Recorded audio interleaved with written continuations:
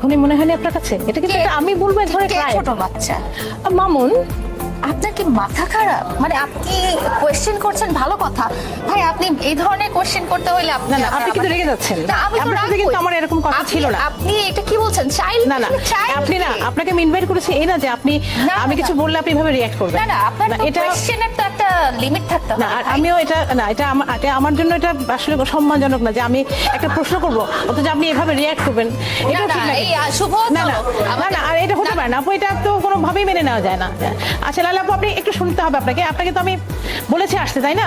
আপনি এভাবে চলে যেতে পারেন না, এটা কোনোভাবে হয় না আপু। আপনি তো ইন্টারভিউ দিচ্ছেন, তাই না? ঠিক করে দাও না। কি প্রবলেম হচ্ছে আপু? না না আমি বলেছি কিন্তু ভাই আপনার সাথে কিন্তু আমি অনেকবার কথা বলেছি যে আমি কিছু প্রশ্ন করব, প্রশ্নটা অবশ্যই আমি বুঝেই করব, তাই না? কি কোশ্চেন করছেন আপনি? মানে আচ্ছা উনি একটা বাচ্চা ছেলের সাথে রিলেশন করবেন, না না মামুন তো এটাকে মামুন তো মানে অ্যাডাল্ট, সে তো প্রাপ্তবয়স্ক, করতে পারছে না। না না একটা 22 বছর ছেলেকে আমরা তো ছোটই বলবো, তাই না? 18 বছর হলে তো এখন বিয়ে করা যায়। না বিয়ে করা যায় কিন্তু এটা একটা এই যে 17 বছর বয়সে বিয়ে করছে, এখন 3 বছরের বেবি আছে ওদের। না এটা হয়তো একটা উনি নিশ্চয়ই এরকম একটা মানে ওনার থেকে বয়সে বড় কারোর সাথে উনি বিয়ে করেননি। মানে উনি যেটা করেছেন এটা আমি তো আমরা এক্সাম্পল দিতে চাই, আমরা ধর্মীয় দৃষ্টিকোণ থেকে কোনোখানে কিন্তু বাধা নাই যে বয়সে ছোট। না, কিন্তু এটা সামাজিক দিক থেকে অবশ্যই এটা ক্রাইম না? আপনি কি জানেন অন্য ধর্মেও বিয়ে করা যায়, কিন্তু সামাজিক ভাবে তো প্রতিবন্ধকতা থাকে। না না আপনারা একটা সোজা প্রশ্ন আমি একদম একটা সহজ প্রশ্ন করেছি, এভাবে রিয়েক্ট করা তো এটা কি আপনার মানে কোনোভাবে হয় এটা কখনো? আপু আপনি যে এত ইন্টারভিউ দিচ্ছেন। আপু তো চলে যাবে এখন, আমি তো না না এটা আপু আপনি কি চলে যাবেন? না না না না কোয়েশ্চেন করলে শুভ, আমার এই ধরনের কোয়েশ্চেনের দরকার নেই, চলো আমরা চলে যাই। না এটা তো হয় না, তাই না? আপনি একটা কমিটমেন্ট করেছেন না, একটা আমার সাথে উনি একটা কমিটমেন্ট এসেছেন আপনারা, তাই না? যে আমি প্রশ্ন করতে পারি, এটা তো আমার স্বাধীনতা, আমি কি প্রশ্ন করব না করব, তাই না? এটা আপনারা জেনেই এসেছেন যে আপনারা যে কাজগুলো করছেন, আমি তো নেগেটিভ প্রশ্ন করতে, নেগেটিভ না, এটা একদম ভ্যালিড একটা কোয়েশ্চেন, তাই না? এটা আমি করতেই পারি, এটা তো রেগে যাওয়ার আসলে আমি কিছু দেখতে পাচ্ছি না। আচ্ছা আপনি চিন্তা করেন, কিন্তু আমার মনে হয় না যে আপনারা এইভাবে থেকে আমরা না না ওনার আসলে এইভাবে রিঅ্যাক্ট করা কোনোভাবেই ঠিক হয় না। থেকে ভালোবাসি, তার বয়স আমরা জাজ করে তাকে ভালোবাসি না, আমরা হচ্ছে তার মানে ওই মনটাকেই দেখি আমরা। না দেখেন, কিন্তু এটা তো আমরা একটা সমাজে বাস করি, তাই না? এই সমাজটাকে তো দেখতে হবে, শুধু মনটাকে দেখবো? আমার তো আমার রাগ হয়ে যাচ্ছে আপুর উপরে, আপনি কিছু বলেন না কেন?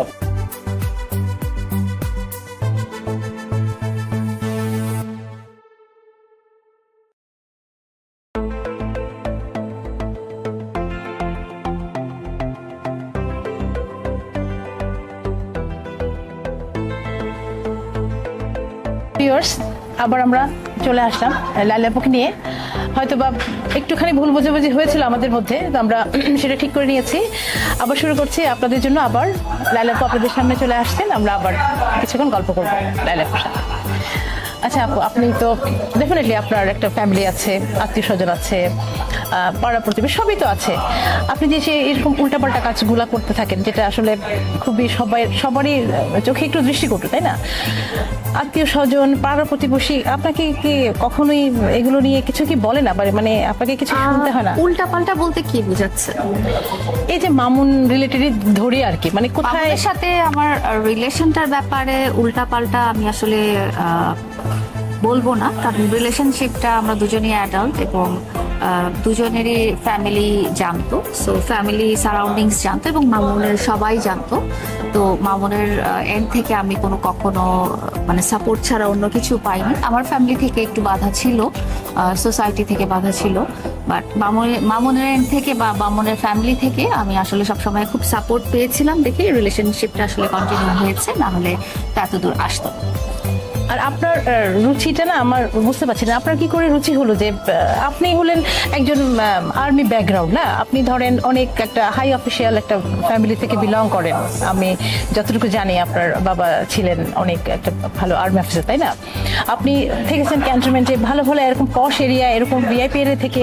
আপনি মামুনের মতন একজন ছেলে, আমরা কি বলি, আমরা তো ওই যে ভিডিওতে প্রায় সবাই দেখি মামুনকে গালাগাল করে বস্তির ছেলে বলে, তাই না? এটা কোনো কথা না, এটা আসলে বাধে নেই আপনার? আসলে মামুনকেও আমার সামনে ছোট করতে পারেন না। হ্যাঁ, মামুন যেই হোক, সে একটা সময় পর্যন্ত আমার লাইফ পার্টনার বা সোলমেট, বা যার সাথে আমি একসাথে অনেক বছর ছিলাম। সো আপনি কিন্তু আসলে ইন্টারভিউ করতে যে আপনি মামুনকেও কিন্তু আমার কাছে স্মল করতে পারেন না।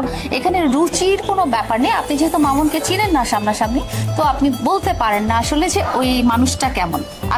আমি অনেক হাই সোসাইটির, অনেক হাইলি এডুকেটেড, সব